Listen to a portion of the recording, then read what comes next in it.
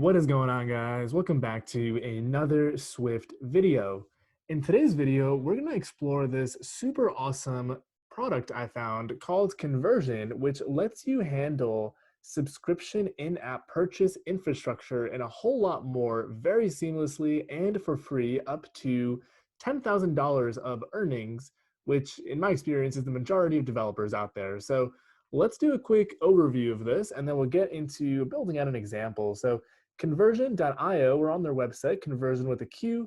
They offer cross-platform infrastructure for a lot of subscription services, whether it's receipt validation, permissioning. They offer, they have a bunch of users, over 1 billion API calls per month, over $200 million managing revenue. They also offer automations. They have a really great SDK that you can integrate directly. This really lets you scale your app and your revenue, and they also provide a lot of integration options with third parties. They have analytics baked in. You can hook up Stripe, the whole 9 yards.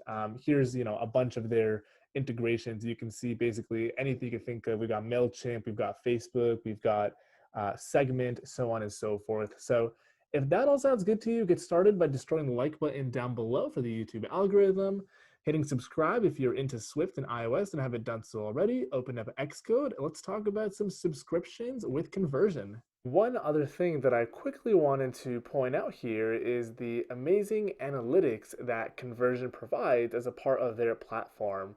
With their analytics, you can see real-time overviews of things like trial conversions, revenue over time, day, week, hour. You can see your cohorts, customers, user acquisition percentages, conversion from free trials to regular prices, so on and so forth. Pretty important and critical to scale your business. And of course, Conversion has got you covered.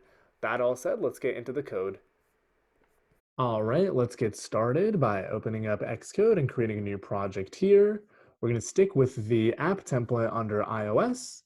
Let's go ahead and call our project sample. We want to make sure our language is Swift, our lifecycle UI kit, and our interface here is storyboard. Go ahead and continue. Save the project wherever you'd like. And first things first, we're going to expand our Xcode window here. I'm going to close out this right panel. And we want to make sure that we go to signing and capabilities, hit the plus capability, and search for in-app purchases. Now we can go ahead and double tap that, and it'll go and add it in right here. Now, the process of integrating Conversion in our example today will really have 3 parts. Part 1 will be configuring the dashboard. Part 2 will be integrating Conversion into our project. And part 3 will be designing an awesome user interface to test everything out. So let's go ahead and do that in that order. So I've got 3 tabs opened up here in my browser. The first one is the Conversion SDK repo on GitHub. The second one is App Store Connect, where I've created a sample app instance that we're going to work with. And the third one is Conversion.io, Conversion with a Q, which is the website where we can access the Conversion dashboard. So let's start on the repo by copying the repo URL. We're going to head to our project. I'm going to select File, Swift Packages, and we're going to add a package dependency.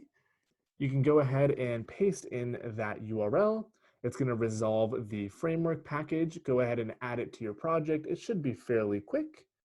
And the next thing we're going to do in here is we are going to create a new file. We're going to stick with a Swift file. Let's go ahead and call this file IAP Manager, just like that. And at the top here, you can go ahead and import that new framework we brought in called Conversion with a Q. Go ahead and hit Command B, make sure it's all compiling and integrated correctly. Coming back to our browser here, what we now need to do is head on over to the Conversion website and hit Login. If you don't have an account, go ahead and sign up, totally free. Once we've logged in, we'll be greeted by our dashboard. When you first create an account, you'll be greeted by a screen to create a project here. We already created one called Example 1. We're going to stick with this one. However, you could create multiple projects, of course. The other screen that I have opened up here in this tab is an instance of an application in App Store Connect. We're going to want to take a bunch of the information on here and add it into our dashboard. So the first place we're going to navigate to in our dashboard is settings at the bottom left here. And you'll go ahead and see this tab up here for store. Go ahead and select that, and you'll see a bunch of fields here that we need to go ahead and fill in. So the first thing that we want is a app-specific shared secret. And the place that you would go ahead and find that is by going to Manage under In-App Purchases, and give this a few seconds to load. Sometimes it takes a couple moments. And basically, this secret is what we use to allow Conversion to make changes and request to Apple on behalf of our specific application. Now, this secret is considered basically private information. You can share it securely and safely with Conversion, but definitely keep it private other than that. Now, while this takes its time to load, we can also take a look here in the dashboard that we will be supplying the App Store ID for the app, as well as the application bundle ID. So the bundle ID we can actually grab out of our project here. If we come back to our project navigator, it is com.mywebsite.sample with a capital S. Go ahead and copy that from there and paste it on in like that. Let's check back in here, and it looks like this has loaded. We can select this link for our specific shared secret, and you can go ahead and copy it right there. We can go ahead and hit this button to close that window. Let's come back to our dashboard, and let's paste on in our app-specific shared secret, just like that. And the last thing we want is the App Store ID, which we can get from the app information panel on our app instance, which is right here. They title it Apple ID. Go ahead and copy that. And let's come back here and paste it on in right there. Now, once you've pasted those 3 bits of information, go ahead and hit return, and you'll see a message up here that everything has been successfully saved. The next thing we want to actually do is create a subscription in our App Store Connect instance that we are going to allow our users to opt into and basically subscribe to. So we're going to once again go to Manage under In-App Purchases. And while that takes its time to load on the Conversion dashboard, we are going to head on over to the Product Center, which is right here. Now, something which is fairly interesting to understand with Conversion is there's a concept of products and permissions. And the idea is you can use a product to basically allow a given permission for a user. So a product will represent the product for the subscription that we're going to create in App Store Connect. And it might go ahead and unlock a permission for us like Premium or Gold, which are the 2 permissions that I have set up here already.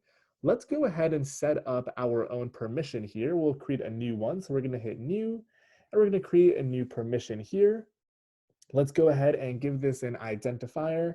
We use Premium and Gold already, so I'm going to go ahead and call this one Silver.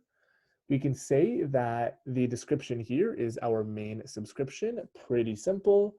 And right here, it wants products that it unlocks. We're not going to actually add any just yet. Just go ahead and hit Save, and it'll go ahead and create Silver like that. Let's come back to App Store Connect, and this guy's still taking its time to load. There it goes. We're going to hit plus. We are going to create a auto renewable subscription. Let's go ahead and continue here.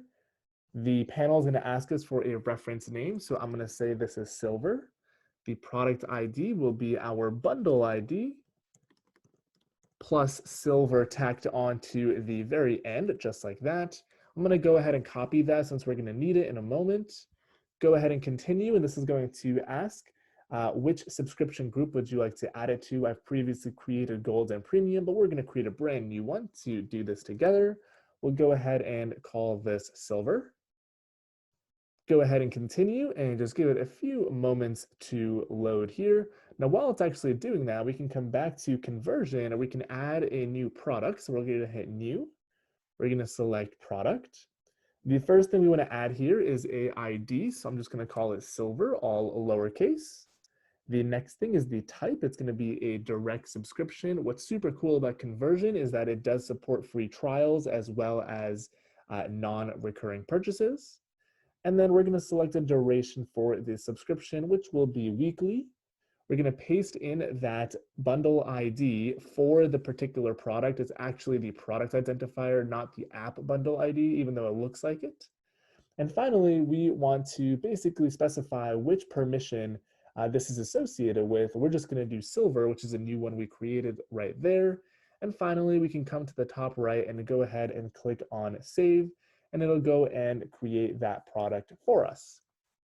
Let's go back to App Store Connect. And now that we've created this subscription, we actually need to configure a few more things here. The first thing is the duration. So we're going to say weekly and then go ahead and click on save. We are also going to bring in a single localization. This supports, of course, any different language that you want. We're going to bring in English US. We'll say silver plan, and this will be weekly silver plan, just like that. Go ahead and click on save. And then finally, one more thing that we need to do here, we need to give our subscription a price. So we'll go ahead and hit plus. We're going to look for a price in USD. So we'll go ahead and stick with, let's say, $2.99. Go ahead and continue, and it'll convert the $2.99 into all the other supported currencies from around the world. It'll take a few seconds. We're just going to stick with all the defaults and just continue here. We'll hit create. Now that our pricing has been created, we can hit OK. And finally, we can click save at the top right here. And that actually concludes our setup of all the dashboard goodness. So now let's go back to our project and actually set up our conversion integration. And then finally, we'll do the UI. So we went ahead and created this IAP manager, otherwise known as in-app purchase manager. And I recommend doing this in your app so you can have one centralized object which is responsible for going ahead and handling subscriptions and in-app purchases. So I'm going to create a class on here called IAP Manager, and we're going to use this class as a singleton. So we're going to have a static shared instance on here of it, which is basically just a IAP Manager. We'll go ahead and privatize the initializer, so users have to use the shared instance. And we're going to have a few functions on here. So let's just go ahead and stub out our functions, and we'll go ahead and talk about each of them and implement them. So the first one's going to be configure. We're going to want something to purchase, to restore purchases, and to check for permissions. So we're going to say check permissions, just like that. This one will be purchase, and this one's going to be restore purchases, just like that. So configure is going to basically configure conversion upon boot of our application. So there is a function off of conversion known as launch, and we want to launch with a key, and that will give us a completion handler as well. We'll talk about that key in a moment. And the completion handler will have a launch result and optionally a error in case something goes wrong. We're going to make sure the error is nil. And assuming it's nil, we can go ahead and let's just print out, perhaps, we can print out the result.uid, which is a user-specific identifier. And we'll just go ahead and actually prefix this with ID. Let's go ahead and interpolate this string. And this is how we first set up conversion when our app launches. Now, what the heck is this key? So if we come back to our browser and head back to the conversion dashboard, we can come onto the bottom left here and hit settings. And under settings, you actually have a couple of bits of information. The first one is project key here. So I'm going to go ahead and select copy. And we're simply going to paste that in here. Now, what we also want to make sure we do is that we don't actually call any of these other functions before we're done configuring conversion here. So we are going to add a parameter of a escaping completion handler. And this closure will basically give us a Boolean back indicating if the launch function internally succeeded. So in the guard, in case an error occurred, we'll go ahead and say false because something went wrong. And otherwise, we'll go ahead and say true, just like that. And now what you can go ahead and do is in your app.delegate.swift file, in the function application did finish launching, we can now say IAP manager shared, and we can go ahead and say configure. And this is going to give us a bool back, and we can go ahead and say if success, let's go ahead and print out did set up conversion, just like that. And that's the first piece that we need to do. Now, one other thing that I want to call out here is if we first head on over back to our App Store Connect instance and click on app information, we can see here that we have URL for app server notifications, and I've actually already filled it in. But where do we get this from and what is it? So here in our settings page on conversion, it actually shows it to you right here. It's your Apple server to server notification URL. All I did was copied it and I came here and of course I pasted it. Now what this URL allows Apple to do is send notifications to Conversion about subscription events. And this is how Conversion really manages and handles all the server backend that us developers on the client side don't really want to deal with. But of course it is super important. So definitely go ahead and bring in that URL. Now let's go back to our project here and let's go ahead and implement further functionality in our IAP manager. So now we have this concept of checking permissions. And like I mentioned, permissions are basically tied to products.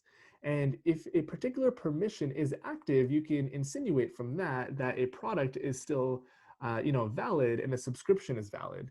So how do we check permissions? Well, it's super simple. We can say conversion, and we can go ahead and say check permissions, and it has a closure with two inbound parameters, which is permissions and error. And all I'm going to go ahead and do here is we are going to print out permissions, and I'm going to go ahead and interpolate the permissions. Now, when we test this on our simulator, what we'll notice is we're just going to get an empty dictionary printing out here. Now, let's go ahead and set up a purchase. Now, we're only going to purchase one subscription, but of course, you can extend this function to take in a parameter of what you want to purchase. The way that we are going to set up purchase is conversion, and you guessed it, it is purchase. And it takes in two parameters. The first one is the product ID that you want to purchase. Now, this is the product ID that we have registered with conversion and not with Apple. So if we come back to this and go to our product center, we can see here are all of our permissions. But if we come up here and we click on products, we should have one product called Silver, all lowercase. Let's go ahead and pass that in right there. And then we have a completion handler that brings us back three parameters. The first one here is result. This one is error. And this one is canceled if the user has gone ahead and canceled the operation. So here we can say guard error is nil. If it is nil, we can go ahead and continue. And we're going to say if canceled, we can go ahead and print something. Otherwise, we should be good to go. So we'll say this is a cancellation of the transaction, just like that. Now, whoever the caller is on the actual view controller side, we want to basically, via a completion handler, tell them if we successfully purchased a product.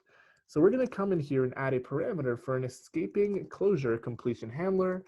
Once again, it's going to return a bool as its parameter. Let's go ahead and call this. If an error occurred, we're going to say completion false. If it was canceled, we're also going to go ahead and say completion false.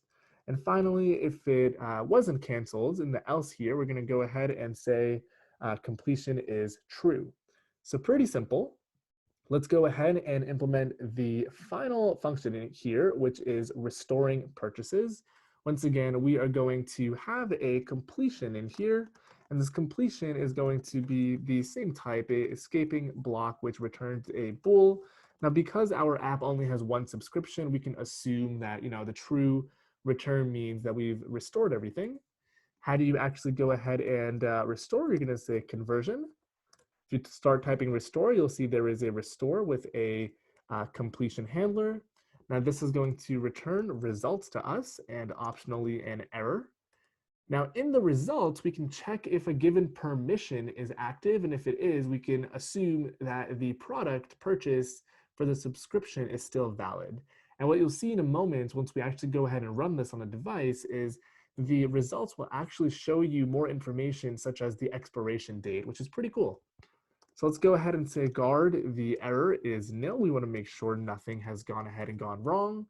And if that is the case, we can go ahead and say here, restored. And I'm just going to go ahead and print out basically the results that we have restored. So that is a basic setup of conversion. Now, a couple of things that I'd like to point out here is On conversion, we can actually set a bunch of different properties. You can set a unique user ID. So here you can see, if I go ahead and find it, we can set a user property, a user ID. Let's say you want to track users with a specific identifier. Let's say you're using Firebase or you have a custom backend implemented with Stripe. You can go ahead and do that. And conversion gives you a lot of flexibility to basically build things out in the way that works best for you. And it also, of course, as I mentioned in the beginning of the video, lets you integrate with both Android with Google Play as well as Stripe, so you're not pigeonholed just to Apple and iOS. So that all said and mentioned, let's go build out our user interface. So we're going to build out our user interface on a simulator here, and once we've done that and hooked everything up, I'm going to go ahead and switch over to my actual device where we will go ahead and test this. You need to test all of this on an actual device because it's in-app purchases, and you want to make sure you have a sandbox user set up so all of the goodness with conversion works properly. So here is our app at the moment, totally empty.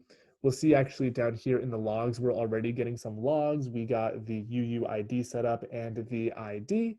Let's go ahead and ignore everything else, all the failures, because we're on a simulator at the moment. Let's go to our view controller and set up this user interface. So in our view controller, we are essentially going to want three things: 2 buttons to buy and restore products, and 1 image, which is going to signify if we are subscribed or not, with a lock and unlock image. So let me go ahead and create that image view first and foremost. It'll be a very basic UI image view. I'm going to go ahead and create it with the anonymous closure pattern here. We'll go ahead and say image view is a UI image view, and by default, we're going to actually create it with a locked image. And I'm going to go ahead and use a system image. These are SF symbols. If you're not familiar, it's Apple's symbol library. We can go ahead and return that. I'm also going to set a content mode to make sure this doesn't stretch. So we're going to say aspect fit. And finally, let's go ahead and make this look a little bit nicer. Let's go ahead and give it a nice tint color of perhaps system pink, just like that. Now we're going to want 2 buttons, like I mentioned. So right below this, I'm going to create a buy button. This is going to be of type UI button. Let's go ahead and create it with our block here. Inside of our block, we'll go ahead and say a button is a UI button. We're going to return it, and we're going to apply some basic styling and configuration here. Let's go ahead and set a title of subscribe. We'll say that the state is normal. Let's go ahead and also give it a nice title color of perhaps white, once again for normal. And we're going to go ahead and give it a nice background color of, let's say, system blue, just like that. Finally, we're going to want to go ahead and copy and paste this for our restore button. Let's go ahead and rename the button. Let's change its title to restore purchases. And I'm also going to go ahead and change its color so we have a little bit of a nicer aesthetic. Let's go ahead and view did load and set the title of our UI to be conversion, just like that. We want to go ahead and add sub view for both of the buttons as well as the image view. We want to go ahead and lay all of these elements out properly on the screen. We're going to override view did layout sub views. And let's go ahead and apply a frame to each of these elements. So we're going to go ahead and assign the CG rect. We'll say 20.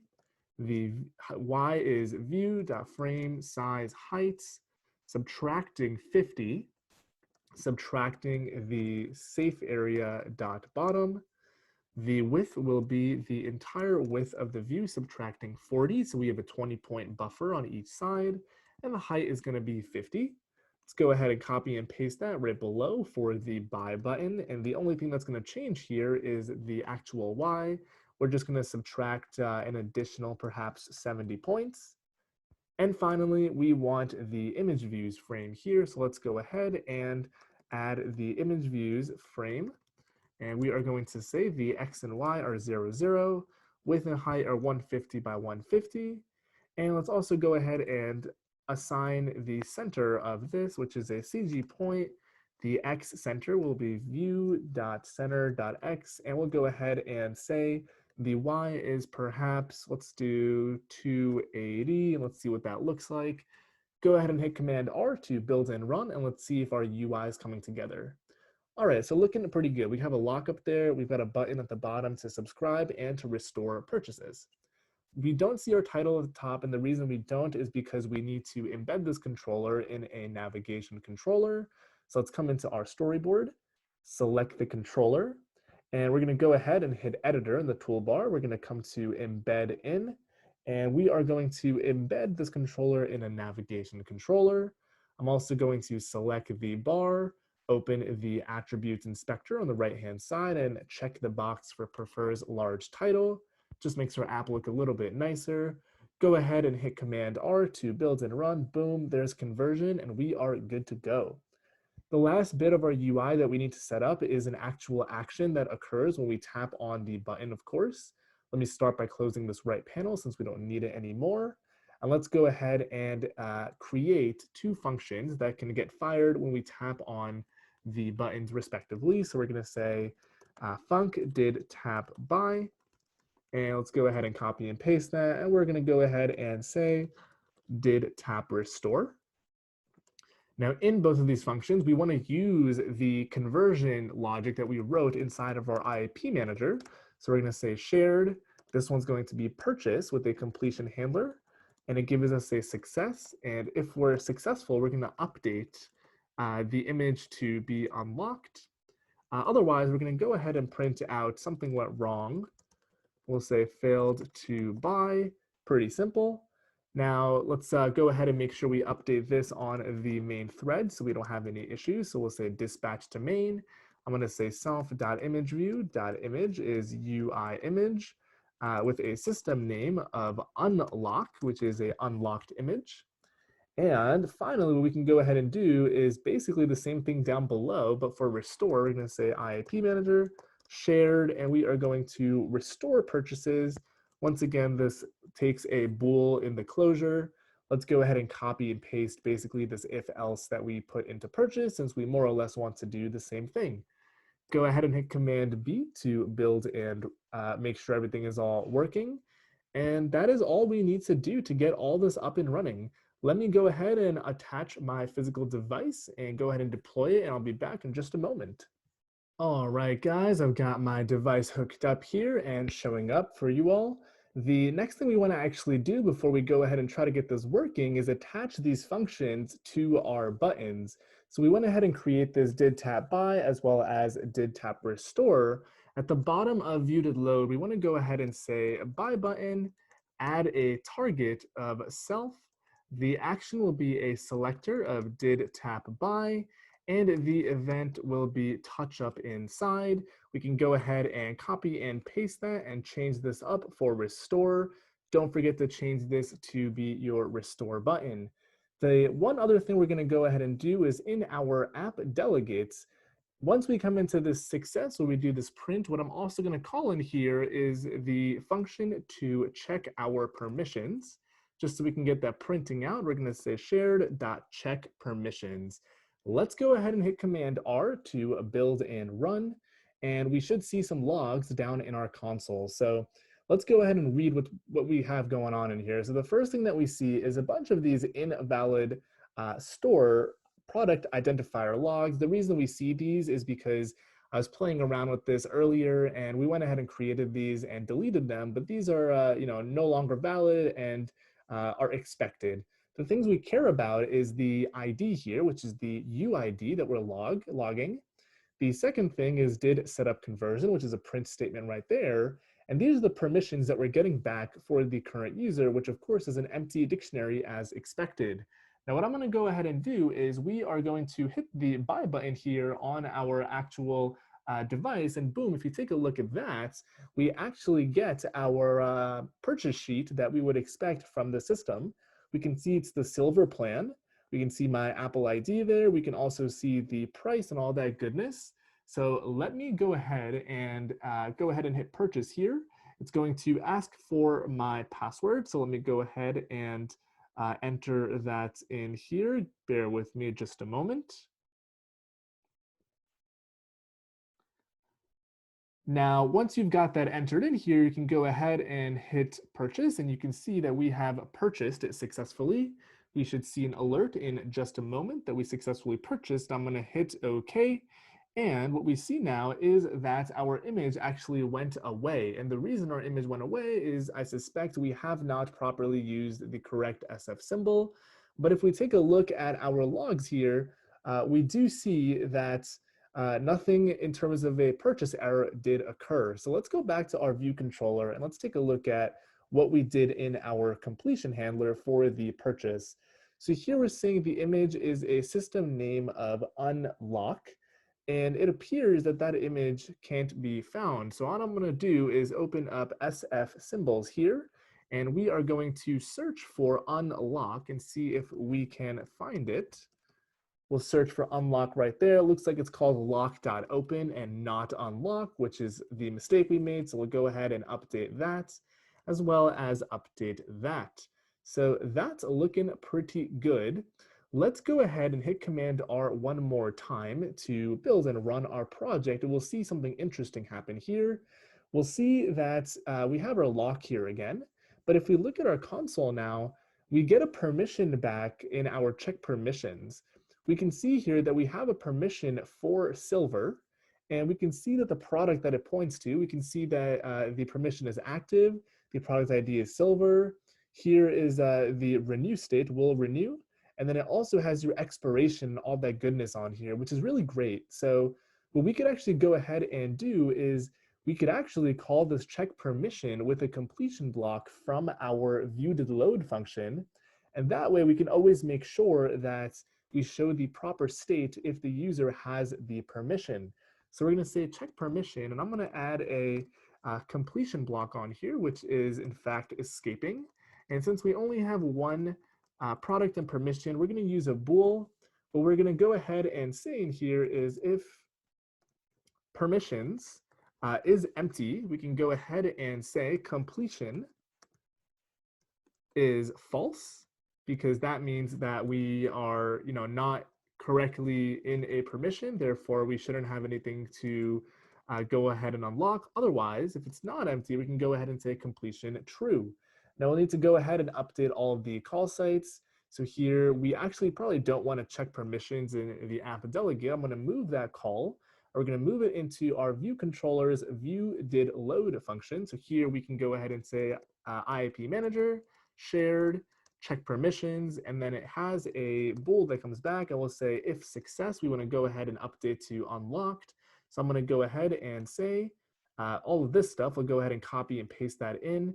And if we don't have success, we can basically print out no permissions, just like that. So let's go ahead and hit run to build and run. And we should see once we hit viewDidLoad, it should automatically be unlocking this for us just like that. So look how cool that is. Let's see that one more time. Our app launches and we check permissions, and we do in fact have a permission, so it unlocks it for us. Now, one other thing that we want to play with here is restoring permissions, which is a requirement of Apple and also a really great feature of Conversion. So what I'm going to go ahead and do is I'm going to delete this app from my device. And usually you would have some type of cache value that you're keeping, that you have locally on your app that your user is subscribed. But what we're going to see here is once we go ahead and delete the app and actually bring it back here, we'll see. Let me go ahead and delete it. Let me go ahead and hit Command R after I comment this out. We'll see that we are once again in the locked state. And what we want to be able to do is hit this restore purchases button at the bottom and get the most up-to-date permission. So we're going to hit restore purchases. And if you bear with this a second, it should restore our purchases. So let's see what's going on here. Looks like we hit restore purchases and we are simply printing something out at the moment. Looks like in our restored permissions, we have a single silver entry, which is in fact expected like that. Let's see what we're doing here. Did tap restore, we have a success. If we're successful, we should set it to lock open. Let's go back to our IAP manager and let's see what we implemented here. We should have a restore function. And it looks like we're not actually calling that completion handler, we're just printing it out at the moment. So we can say is if results is empty, we can go ahead and say completion is false. Otherwise, we can go ahead and say completion is true. Let's go ahead and hit Command R one more time to build and run. And we see by default, our app is locked because we have not cached anything and we haven't checked permissions yet. Let's go ahead and hit restore purchases. And here, let's go ahead and see what our log is telling us. We have a alert statement that we got saying your account is temporarily unavailable. Please try again. And we can go ahead and try that one more time. Not too sure why we got that alert, but we went ahead and tapped it, and here we got it to unlock. So there you have it, purchasing, restoration of purchases, checking permission, as well as configuring conversion. Now, I briefly mentioned it in the earlier part of the video, but conversion really lets you, be very flexible with your purchasing setup. You can set a number of custom user properties. You can also set a custom user ID. If we actually look at the description here, it associates a user with their unique ID in your system. So let's say your backend is built on AWS, or if it's built on Firebase. The beauty of conversion is it really gives you the ability to be flexible and integrate with your system versus pigeonholing you to their solution. The other thing that I'll once again reiterate here, if we take a look at their dashboard, they have a ton of features, and being someone coming from implementing all this stuff from scratch, I can attest to firsthand how amazing it is that up to $10,000 you get all of these things for free in terms of integration of these backend handling of in-app purchases, whether it's receipt validation, whether it's actually going and checking the validity of a subscription, all the edge cases, all that good stuff. You can go ahead and segment your users into cohorts. You can see your customers here. You can see real-time analytics. There are a bunch of integrations available. There's also automations, like I mentioned. And of course, the product center where I entered in the permissions and products in the beginning. Another really cool thing that I wanted to highlight here briefly is this concept of offerings.